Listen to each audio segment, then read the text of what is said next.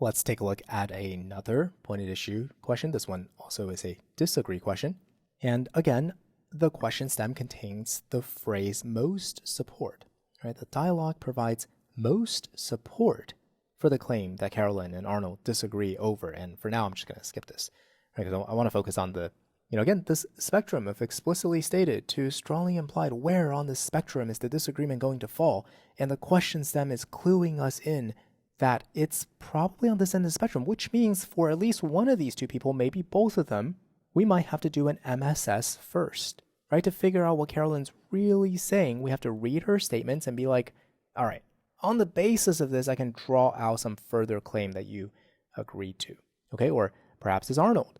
On the basis of what Arnold is saying, I can draw some further claim that Arnold would commit to, right? So let's take a look at Carolyn's claims. The artist, Mark Quinn, and by the way, this question, you got a lot of people to sort of keep, 4 people to keep in mind, right? The two authors, the two speakers are Carolyn and Arnold, and they're talking about someone named Mark Quinn and someone named Sir John Sulston. Okay, so the artist, Mark Quinn, has displayed behind a glass plate biologically replicated fragments of Sir John Sulston's DNA, calling it a quote-unquote conceptual portrait of Sulston. Carolyn says, but to be a portrait, something must bear a recognizable resemblance to its subject. Okay, so here, let's map out this claim, right? Let's map out this claim. To be a portrait, there must be a recognizable resemblance to the subject. Okay, so in order, this is according to Carolyn, and here actually I'll just use this color for Carolyn. In order to be a portrait, something must bear a recognizable resemblance to the subject. Okay, that's all that she says. To be a portrait, you must bear recognizable resemblance to the subject. Now, on the basis of this claim, you can draw a conclusion, right? You can supply additional premises and use those premises in addition to this stated claim to draw a conclusion. For example, I say I just drew a portrait of a dog. And now Carolyn will be like, oh, really? Let me see it. Right? Because according to my premise, in order to be a portrait of a dog, it had better be recognizably resembling the dog.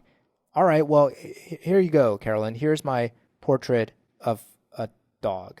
So what do you think Carolyn would say to this my portrait of a dog? I'm just making it better. Do you think Carolyn would say that this thing here is recognizably resembling the dog? Okay, probably that would be a big fat no, right? That would be a big fat no, which means what? Which means she would say what about this being a portrait of a dog?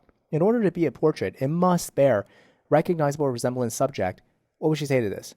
It's not a portrait, right? Because it doesn't bear recognizable resemblance subject, so therefore it's not a portrait. Now, notice she actually doesn't say that, right? It's not explicit, right? Like, we're obviously not talking about my portrait. We're talking about this person named Mark Quinn and his quote-unquote conceptual portrait of John Sulston, what does that look like? We don't have a visual diagram to aid us, but based on the words here, can you imagine what the visual diagram would look like? What is Mark Quinn's conceptual portrait of Sir John Sulston? What does it look like? Well, you know that he's displaying it, it's behind a glass plate, and what is it? Well, it's a replicated fragment of John Sulston's DNA. Right, so you're in your mind, you're imagining what a DNA structure looks like. It's this double helix structure. So I don't know what, I've never seen it. I didn't bother to look this up, but whatever it is, it's this double helix structure is what this conceptual portrait looks like. Now, you look at this, right, and put this together with what Carolyn says next. To be a portrait, it must bear a recognizable resemblance. She doesn't say it, but what do you think she would say? What do you think she's suggesting about this in terms of this? Does this bear a recognizable resemblance to Sir John Sulston? No, it doesn't. So then draw the conclusion out. What is Carolyn really trying to say? Right? If what she's not saying, but strongly hinting at, strongly suggesting is that there is no recognizable resemblance to the subject, then the conclusion, which again, she's not explicitly saying, but implying, is that this is no portrait at all. That's what she's getting at, right? And And by the way, this form of argumentation is very, very common on the LSAT. They'll tell you, in order to be A, you have to be B, right? So here we fail B, therefore we conclude you're not A, right? Like, I mean, you can just come up with all sorts of examples. In order to be a cat, you must be cuddly. Mark Quinn is not cuddly. Therefore, Mark Quinn is not a cat, right? This argument structure is very common. I don't know if it's the first time you're encountering it. If it is, take some time to just make an impression in your mind about this argument structure and try to come up with your own versions of it, because I promise you're going to see this over and over and over again on the LR section of the LSAT. That's Carolyn's claims, right? Explicit claim is just this, but implied, right? Implied are these claims. Now let's move on to Arnold's claims, right? Arnold says, I disagree. Quinn's conceptual portrait is maximally realistic, for it holds actual instruction according to which Sulston was created. There he's referencing what? Sulston's DNA, right? He's referencing Sulston's DNA. Now, he disagrees. He thinks that the portrait is not only a portrait, but it's a modified, maximally realistic portrait. Meaning, if you're going to talk about a portrait being realistic or not, forget, is it a beautiful portrait? Is it an expensive portrait? Is it a portrait worth keeping? Right? I'm not answering any of those questions. I'm just looking at a portrait and trying to evaluate the portrait on the basis of whether it's realistic. You know what? Mark Quinn's portrait is maximally realistic, meaning you cannot show me any other portrait of Mark Quinn that is more realistic than this one. Okay, and I have to take Arnold at his word for it. He really means it. So meaning, like, if I don't know, when John Sulston sounds like he's from a bygone era, but let's say that we had a camera, we could take a picture of him, a portrait of him. Arnold would be committed saying, yeah, fine, great, that's your picture. You took a photo of John Sulston, but I'm still going to say that Mark Quinn's conceptual portrait is the maximally realistic portrait of John Sulston. Right. So here you can see with Arnold, the claims are just at the surface level in contradiction to what Carolyn is saying.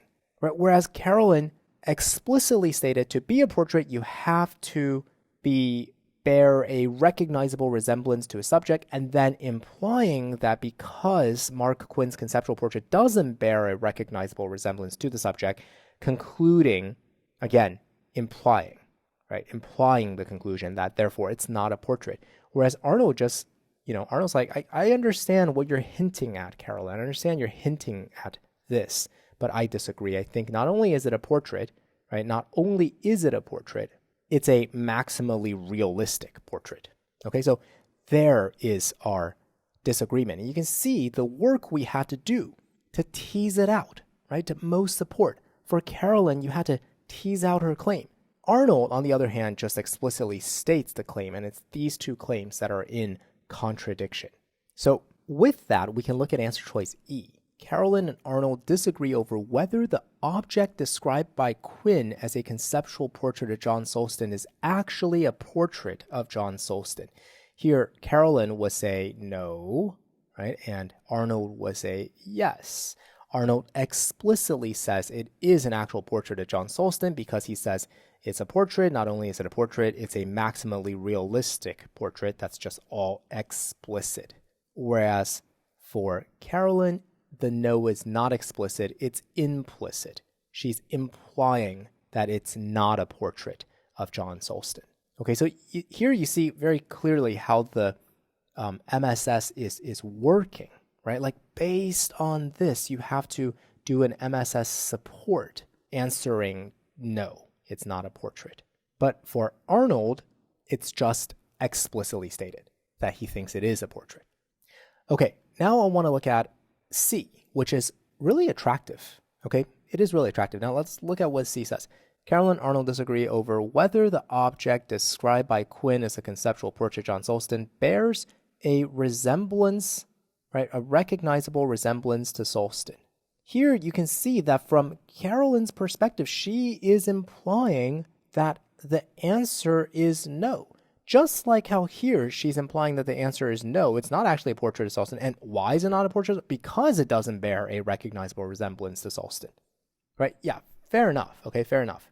For Carolyn, there's no distinguishing C from E, right, in our analysis.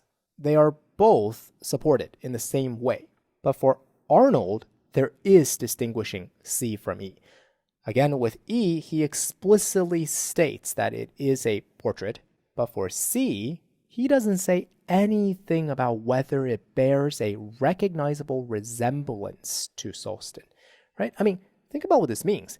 You can recognize that it looks like Solston.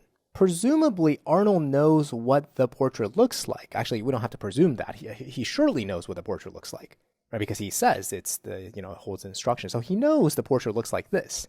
Are we really willing to read Arnold's claims here in a way that commits him to saying, oh yeah, this double helix thing, that totally looks like John Solston. That's exactly, I had lunch with him last week and yeah, his face looked just like a double helix. Right? Definitely not. Now, why might you be tempted towards answer choice C? It's because Arnold says it's a maximally realistic portrait. When Arnold says it's a maximally realistic portrait, you might take maximally realistic to mean recognizably resembling Solston. But don't do that. That's a mistake. A thing can be maximally realistic without it bearing resemblance, right? I mean, look, of course, a DNA strand of DNA, a fragment of DNA looks nothing like a person. But if you take a fragment of DNA and you call it a portrait, you can still say, yeah, okay, I recognize that this looks nothing like a person. But this portrait, you're calling it a portrait of this person. Yes, it is a realistic portrait. Why?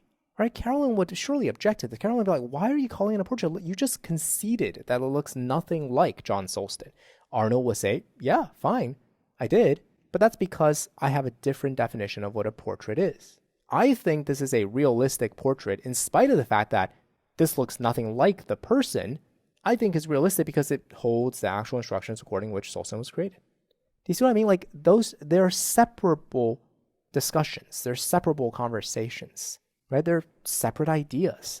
One doesn't necessarily imply the other. So C is wrong because whereas Carolyn says no to this, right? Does it bear? No. Arnold is of the position either, look, strictly speaking, he doesn't say anything about this, right? He doesn't talk about whether it looks like Solston. That was the distinction I try to clear up. So strictly speaking, he doesn't say anything, but I'm pretty sure if you asked him, he would say no. It doesn't, right? It doesn't look like Solston. So in one case, you get one person saying no, another person not revealing his position. Okay, that's not a disagreement. In another case, you get one person saying no and the other person also saying no, which is an agreement, which also renders C incorrect. Now for the other three answers, D, B, and A, let's take a look at each of them in turn. Whether it should be considered art, that's a separate conversation altogether, right? I think you can see that neither one explicitly speaks to whether it's art. Carolyn says it's not suggests, hints at, implies that it's not a portrait. Okay, but there are other types of art that are not portraits. It's not clear what she would say about whether this is art. Maybe it's modern art, right? It's not. Don't call it a portrait, but sure, I'll concede that it is modern art, right? Who knows? Arnold thinks that it's a portrait. Now, I presume Arnold thinks that portrait is a subset of art, in which case he would answer, yes, it is art, but I'm not sure, right? And plus, you're really just not going to get a disagreement with Carolyn over this point. B says, should be considered to be Quinn's work. Now, I don't think either of them are suspicious that Quinn is passing off someone else's work as his own, right? Like, oh, the true author of this conceptual portrait is, blah, blah, blah, someone else. That's not the point of disagreement. And D says, contains instructions according to which Solston was created. Now, Arnold explicitly says this, right? So, of course, yes. And Carolyn, on the assumption that she knows what DNA is, then she would agree with this as well. Now, if she doesn't know what DNA is, then I guess she has no position on this, right? But again, as you can see, either way, you're not getting a disagreement.